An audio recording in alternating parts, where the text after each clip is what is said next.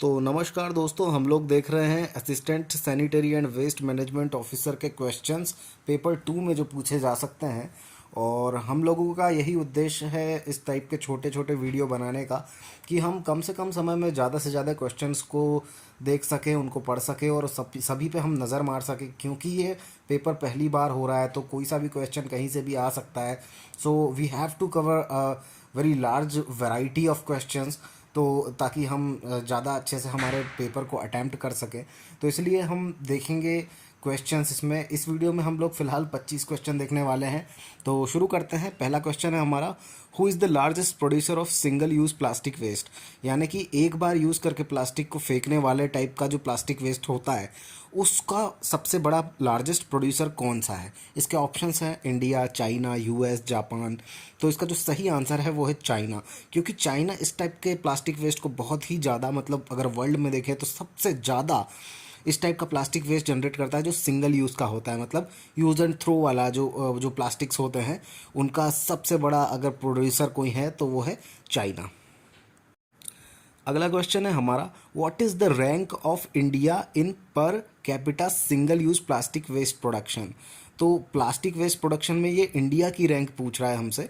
तो इसका जो सही आंसर है, मतलब रैंक ऑफ इंडिया और पर कैपिटा पे पूछ रहा है, तो 94 जो है ये हमारा रैंक है। इंडिया की रैंक है ये।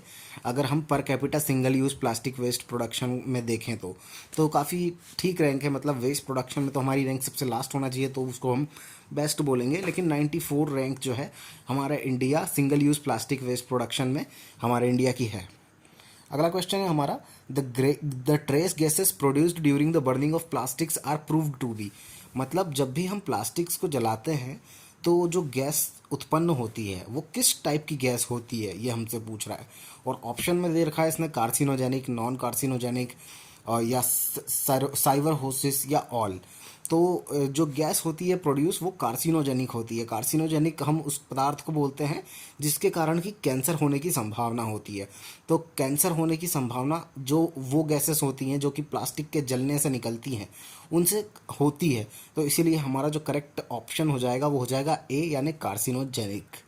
अगला क्वेश्चन है हमारा, among the plastics PVC when burned produces.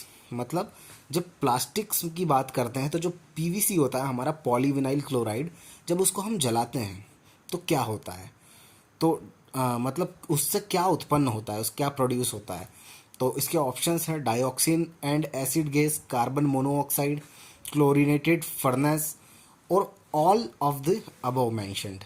तो ये जो सारी चीज़ें मेंशन्ड है ऊपर, dioxin and acid gas, carbon monoxide, chlorinated furnace, ये सारी चीज़ें जो है वो पीवीसी के जलाने से, मतलब पॉलीविनाइल क्लोराइड के जलाने से उत्पन्न होती है। तो इसका करेक्ट ऑप्शन हो जाएगा हमारा ऑल ऑफ द अबव, यानी आंसर डी।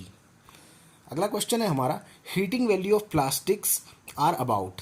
तो हीटिंग वैल्यू पूछ रहा है हमसे प्लास्टिक्स की, तो वो होती है 32,000 किलो जूल पर केजी। तो हमारा जो सही ऑप्शन है वो है बी। तो वो हमारा करेक्ट हो जाएगा ऑप्शन बी, क्योंकि हीटिंग वैल्यू जो होती है प्लास्टिक्स की वो होती है 32,000 किलो जूल पर केजी। अगला क्वेश्चन है हमारा, 4R क्या होते हैं। इसके ऑप्शन दे रखा है हमको कि रिड्यूस, रीयूज, रिसाइकल, रिटर्न, या रिड्यूस, रीयूज, रिसाइकल, रिकवरी, या रिड्यूस, रिटर्न, रिसाइकल, रिकवरी, या नोटा। तो जो हमारा जो करेक्ट आंसर होगा वो होगा हमारा सीक्वेंस वाइज। और जो करेक्ट सीक्वेंस होता है इसका वो होता है रिड्यूस, रीयूज, रिसाइकल और रिकवरी। तो ये जो है हमारा करेक्ट होता है। तो ये 4R जो होते हैं ये हमारे होते हैं रिड्यूस, रीयूज, रिसाइकल और रिकवरी। अगला क्वेश्चन है हमारा, कर करेक्ट इज़। अब हमको इसमें से बताना है कि करेक्ट कौन सा है। तो MSW में क्या क्या होता है, म्यूनसिपल सॉलिड वेस्ट जो होता है उसके अंदर क्या क्या होता है, तो हमको इसमें से एक करेक्ट बताना है।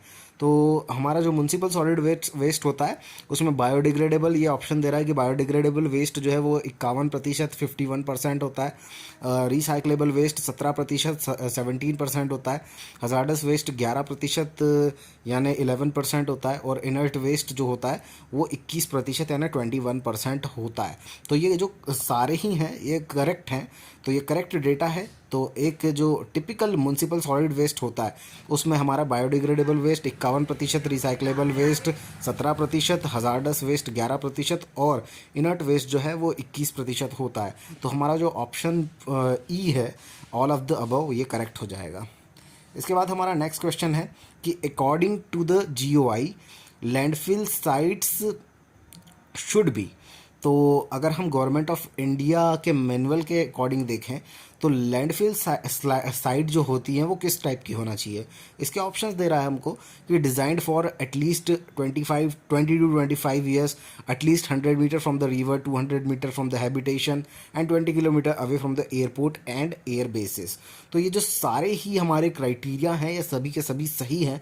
तो इसका करेक्ट आंसर जो हो जाएगा वो ई हो जाएगा ऑल ऑफ द अबव, क्योंकि जो हमारी लैंडफिल साइट्स होती हैं वो कम से कम 20 से 25 साल के लिए हम डिज़ाइन करते हैं उनको, और वो रिवर से जो है हम उसको देखते हैं कि वो 100 मीटर दूर हो, और हैबिटेशन मतलब जहाँ पे लोग रहते हैं वहाँ से तकरीबन 200 मीटर दूर हो, और जो एयरपोर्ट हो गए और एयर बेसिस हो गए मिलिट्री वाले वहाँ से कम 20 किलोमीटर दूर हमारी लैंडफिल साइट हो। तो इन सारे क्राइटेरिया को हम चेक करते हैं गवर्नमेंट ऑफ इंडिया के मैनुअल के हिसाब से, और उसके बाद हम वहाँ पे लैंडफिल बनाते हैं। अगला क्वेश्चन है हमारा integrated solid waste management includes. ये हमसे पूछ रहा है कि इंटीग्रेटेड सॉलिड वेस्ट मैनेजमेंट में क्या क्या होता है। तो इसके जो ऑप्शंस हैं वो है source reduction, recycling, waste transformation और लैंड फिलिंग। तो इसका जो करेक्ट आंसर हो जाएगा वो हो जाएगा ई, यानी ऑल ऑफ द अबव, क्योंकि इंटीग्रेटेड सॉलिड वेस्ट मैनेजमेंट में ये सारी चीज़ें होती हैं। हम सोर्स पे जो भी हमारा वेस्ट होता है उसको रिड्यूस करने की कोशिश करते हैं, जो भी वेस्ट हमारा प्रोड्यूस होता है उसको रिसाइकल करने की कोशिश करते हैं, और वेस्ट को जो हम ट्रांसफॉर्म एक फॉर्म से दूसरे फॉर्म में बदलने की कोशिश करते हैं, और अल्टीमेटली हम वेस्ट को लैंड फिलिंग के थ्रू भी हैंडल करते हैं। तो ये सारी चीज़ें हम integrated solid waste management plan में इंक्लूड करते हैं। तो हमारा करेक्ट आंसर जो हो जाएगा ऑप्शन ई, यानी ऑल ऑफ द अबव। अगला क्वेश्चन है हमारा कि which of the following does not contain MSW, यानी इसमें से मतलब कौन सा म्युनिसिपल सॉलिड वेस्ट नहीं आता है, नहीं है, उसकी कैटेगरी में नहीं आएगा। इसके ऑप्शंस है food waste, rubbish, construction and demolition waste, ashes and residue और हजार्डस वेस्ट। तो ये जो सारे ऊपर के 4 ऑप्शन जो हैं food waste, rubbish, construction and demolition waste, ashes and residue, ये जो सारी चीज़ें हैं ये सारे म्युनिसिपल सॉलिड वेस्ट में आ जाते हैं, लेकिन जो हजार्डस वेस्ट है उसकी कैटेगरी ही डिफरेंट है, तो वो म्युनिसिपल सॉलिड वेस्ट में नहीं आता है। तो हमारा यहाँ पे जो करेक्ट आंसर हो जाएगा ऑप्शन के हिसाब से वो हो जाएगा हमारा हजार्डस वेस्ट। अगला क्वेश्चन है हमारा, आइए अब हमको इसमें चूज़ करना है इनकरेक्ट कौन सा है। तो करेक्ट वाले को हम नहीं चूज़ करेंगे, इनकरेक्ट वाले को चूज़ करना है। तो पहला देखते हैं IS 201 जो है ये टेक्सटाइल इंडस्ट्री के लिए दिया जाता है, तो ये करेक्ट है, तो इसको नहीं चूज़ करेंगे। अगला है IS 2724 जो है वो पल्प एंड पेपर इंडस्ट्री के लिए यूज़ किया जाता है, तो ये भी करेक्ट है। और IS 4700 जो है ये फर्मेंटेशन इंडस्ट्री के लिए यूज़ किया जाता है, तो ये भी करेक्ट है। लेकिन IS 10600 2012 जो है ये ड्रिंकिंग वाटर के लिए नहीं उपयोग किया जाता है। तो आप मुझे कमेंट्स में ये बताइए कि IS 10600 2012 जो है ये किसके लिए यूज़ किया जाता है, और ये भी बताइए कि ड्रिंकिंग वाटर के लिए हम कौन सा कोड यूज़ करते हैं। अगला क्वेश्चन है हमारा, the recommended value of total hardness in terms of CaCO3 in mg पर litre in boiler feed is. मतलब जो भी टोटल हार्डनेस होती है अगर हम CaCO3 की टर्म्स में देखें, और अगर हमको जो पानी है उसको बॉयलर में फीड करना है, मतलब जो बॉयलर होते हैं जिसमें कि पानी भाप बनता है और उबलता है, उन बॉयलर्स में अगर हमको पानी को अगर फीड करना है तो उसमें हम हार्डनेस, टोटल हार्डनेस की कितनी वैल्यू रिकमेंडेड की जाती है अगर हम CaCO3 की टर्म में बात करें तो नॉट मोर देन 1। अगर उसमें हार्डनेस 1 से ज़्यादा होगी तो हम उसको बॉयलर में फीड नहीं करेंगे। तो इसका करेक्ट आंसर जो हो जाएगा option A, not more than 1। अगला क्वेश्चन है हमारा, pH ranges of different coagulant is given which they work on. तो pH हमको रेंजेस बताना है कोगुलेंट्स की, अलग अलग कोगुलेंट्स की। तो ये और हमको इसमें से इनकरेक्ट वाले को चूज़ करना है। तो ऑप्शंस हैं हमारे, एलम जो है एक कोगुलेंट होता है जो जिसके की पीएच रेंज होती है 6.5 से 8.5। कोपरास जो है क्लोरीनेटेड कोपरास जो है वो 9.5 से ज़्यादा का जब पानी होता है, जब पीएच होता है, तब हम कोपरास को यूज़ करते हैं। और जो क्लोरीनेटेड कोपरास को यूज़ करते हैं हम, वो भी 9.5 से ज़्यादा का होता है। और एसिडिक जब होता है वो 3.5 से 6.5 के बीच में, तब भी हम क्लोरीनेटेड कोपरास को यूज़ करते हैं। और सोडियम एल्यूमिनेट जो हमारा कोगुलेंट होता है, उसका यूज़ हम न्यूट्रल रेंज जो होती है 7 के आसपास की, उसमें यूज़ करते हैं। तो ये ओवरऑल जो सारे ऑप्शंस हैं ये हमारे करेक्ट है। तो हमारा जो सही आंसर हो जाएगा वो हो जाएगा नन ऑफ द अबव। अगला क्वेश्चन है हमारा, as per GOI manual biological treatment is required when the industrial waste water has BOD by COD ratio as. तो हमसे ये पूछ रहा है कि गवर्नमेंट ऑफ इंडिया के मैनुअल के हिसाब से अगर हम देखें तो हमारा जो इंडस्ट्रियल वेस्ट वाटर होता है उसका बायोलॉजिकल ट्रीटमेंट की ज़रूरत कब पड़ती है। और पूछ रहा है कि मतलब बीओडी बाय सीओडी का रेशियो उसका क्या होना चाहिए जब हम उसको बायोलॉजिकल ट्रीटमेंट देंगे। तो अगर बीओडी बाय सीओडी का रेशियो जो है वो ग्रेटर देन और इक्वल टू 0.3 है, तो हमको गवर्नमेंट ऑफ इंडिया के मैनुअल के हिसाब से उस इंडस्ट्रियल वेस्ट वाटर को बायोलॉजिकल ट्रीटमेंट देना चाहिए। अगला क्वेश्चन है हमारा, cooling tower is an example of. तो कूलिंग टॉवर पूछ रहा है हमसे और किसका एग्जाम्पल है ये पूछ रहा है।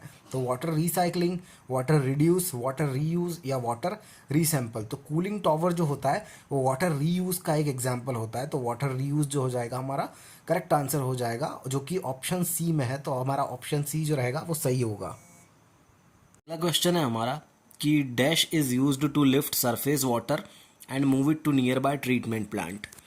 यानी हमसे पूछ रहा है कि ऐसी कौन सी चीज़ है जो हम सरफेस वाटर को लिफ्ट करने में यूज़ करते हैं और ट्रीटमेंट प्लांट तक उस सरफेस वाटर को ले जाने के लिए यूज़ करते हैं।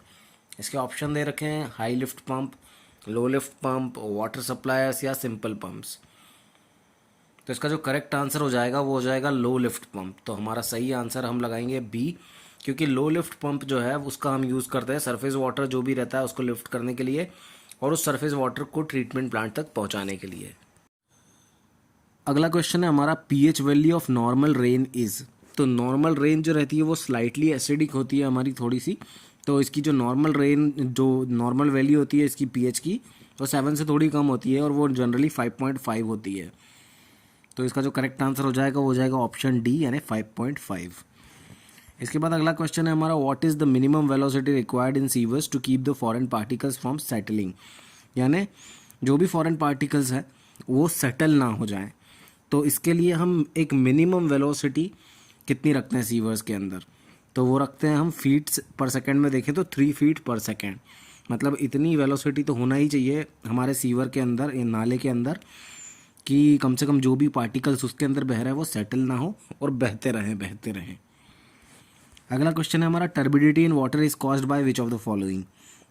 मतलब पूछ रहा है हमसे कि जो हमारा पानी होता है उसके अंदर टर्बिडिटी किसके कारण होती है।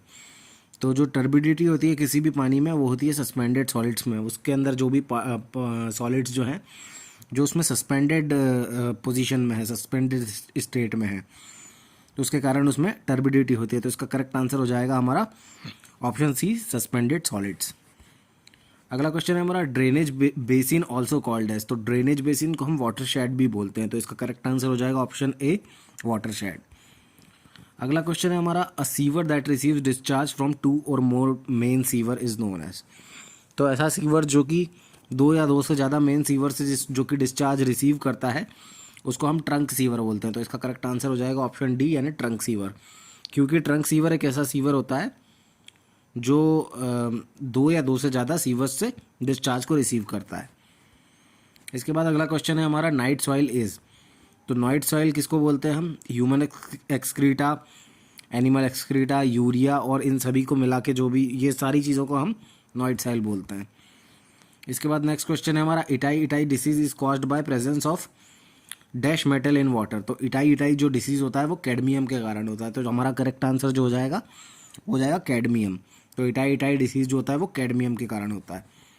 इसके बाद हमारा नेक्स्ट क्वेश्चन है हमारा कि एसिड रेन जो होती है उसका पीएच कितना होता है। तो एसिड रेन जो नॉर्मल रेन होती है उसका पीएच 5.5 होती है, वो स्लाइटली एसिडिक होती है।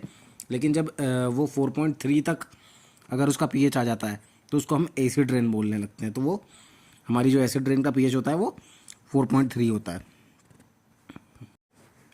इसके बाद हमारा नेक्स्ट क्वेश्चन है study of natural and man made lake is. तो जो भी लेक होते हैं भले ही वो नेचुरल हो या मैन मेड लेक हो, उसकी अगर हम स्टडी करते हैं तो उसको हम लिम्नोलॉजी बोलते हैं। तो लिम्नोलॉजी इसका करेक्ट आंसर हो जाएगा, यानी ऑप्शन ए जो है इसका करेक्ट आंसर रहेगा।